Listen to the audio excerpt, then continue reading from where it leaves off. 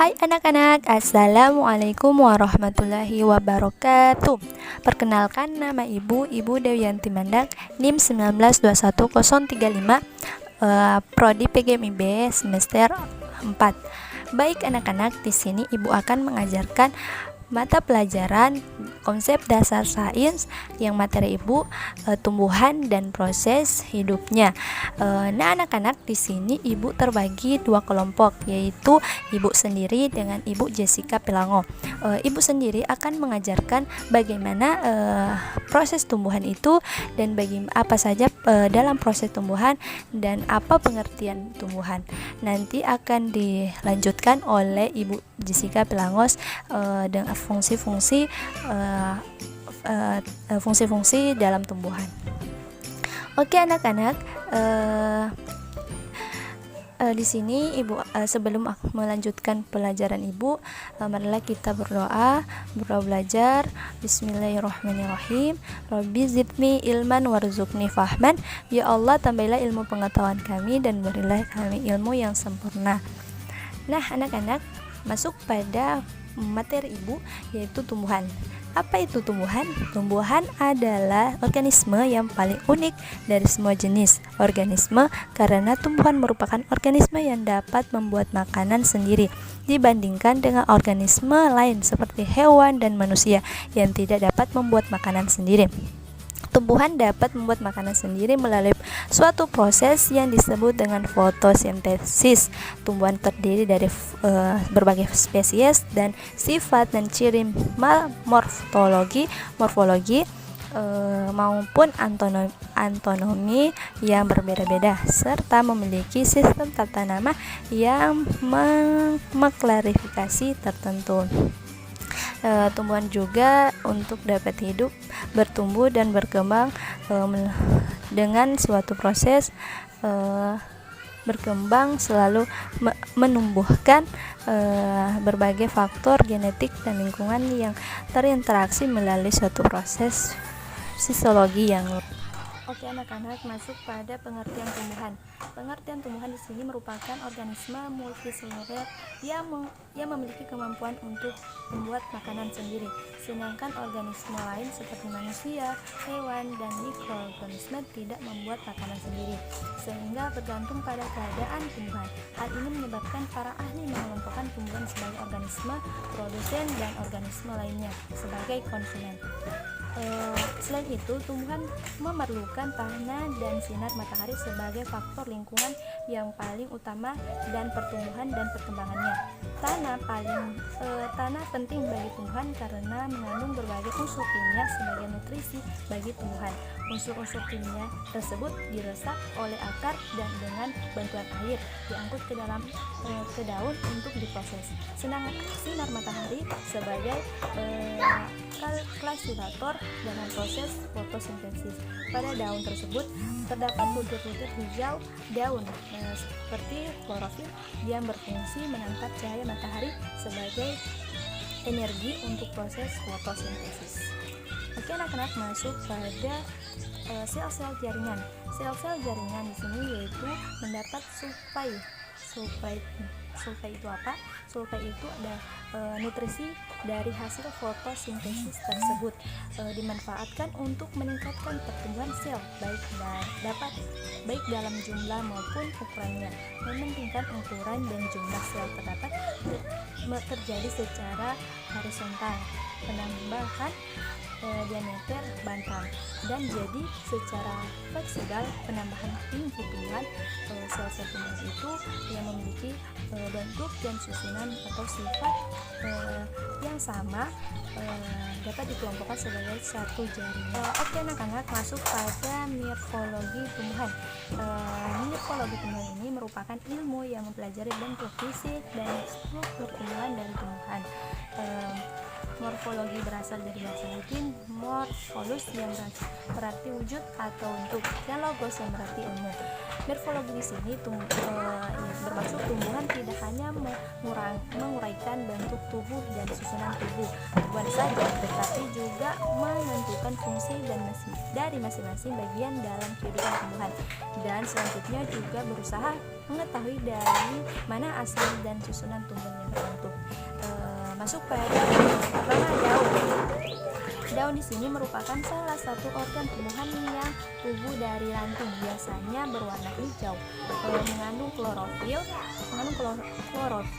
dan terutama berfungsi sebagai penangkap energi dan cahaya matahari untuk fotosintesis.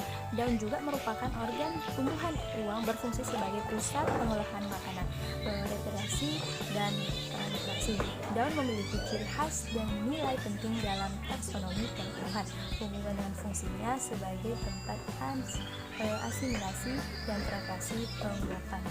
Masuk pada sifat-sifat daun. Sifat-sifat daun di sini anak-anak berbentuk benteng dan berpenampang yang lebar, berwarna hijau, terletak secara horizontal sehingga dapat menangkap sinar matahari dengan maksimal, dan selanjutnya dapat lepas dan meninggalkan bekas. Masuk pada bentuk-bentuk daun.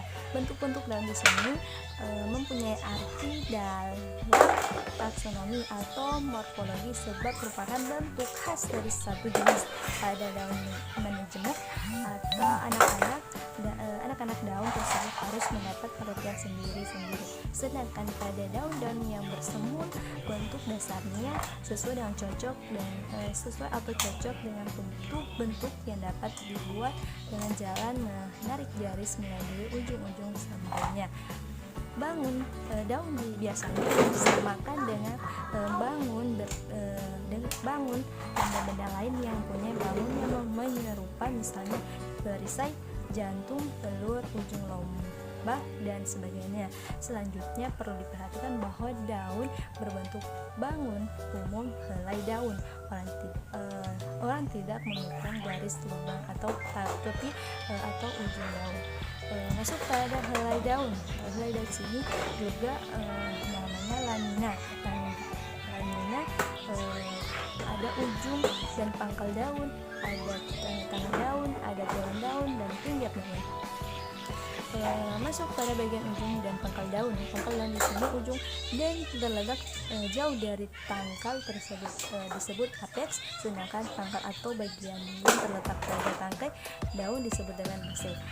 Selain itu juga helai daun. Helai daun itu berbentuk ujung helai dan bermacam-macam, yaitu runcing. Runcing di sini pada umumnya daun yang berbangun langsat atau pedang segitiga, contoh daun oleander. Sedangkan meruncing di sini ujung daun lebih tajam, sedangkan bagian tengahnya mengembang, contoh haru, daun haru.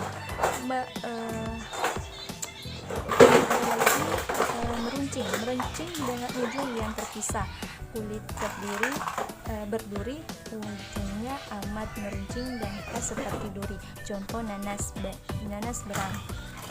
Adalah tumpul di sini terbalik atau sudut, umumnya pada daun yang bangun bulat, perisai, bulat telur, contoh pantai Cina. Ada juga kompak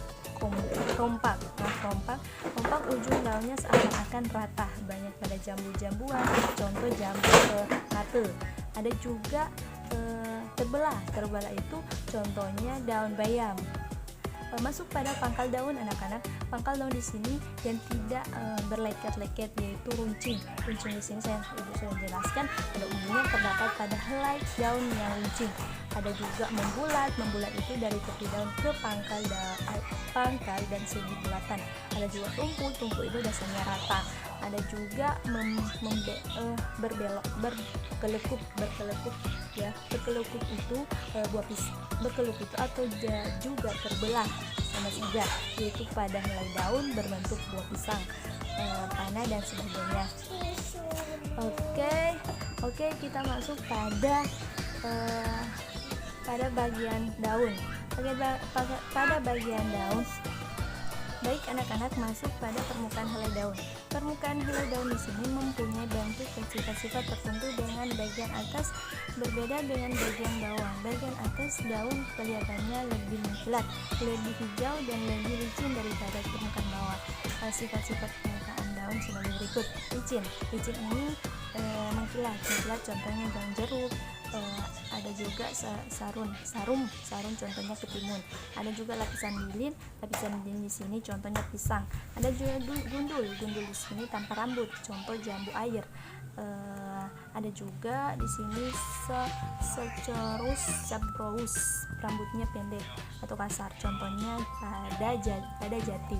Ada juga Rogeus berkeriput karena ada tulang daun yang tenggelam. Ada juga Salbut yang contohnya berbisul, contohnya daun kubis. Masuk pada daging daun di sini adalah mengandung enzim untuk mengubah zat-zat nutrisi menjadi bahan-bahan yang dibutuhkan oleh tumbuhan. Dalam daging daun sering didapati kelenjar berupa bintik-bintik minyak yang khas dengan aroma tidak tajam, contoh Myrtaceae. Kelenjarnya dapat pada bagian pangkal daun, contoh Diospyros. Pada beberapa jenis pohon ada tangkai daun yang telah merubah fungsi dan bentuk menjadi helai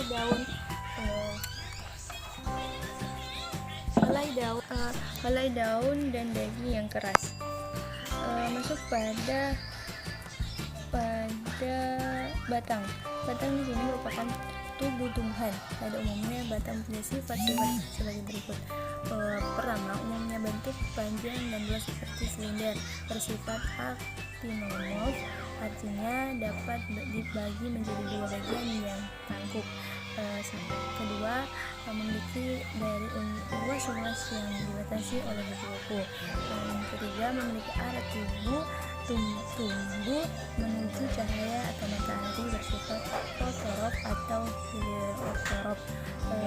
Keempat, selalu menambah panjang dan ujungnya sehingga sering dikatakan bahwa batang mempunyai tumbuhan yang tidak terbatas. Selanjutnya memiliki percabangan, umumnya tidak berwarna hijau kecuali pada batang muda, dan tumbuhan berumurnya pendek seperti rumput-rumputan. Batang tumbuh. Masuk pada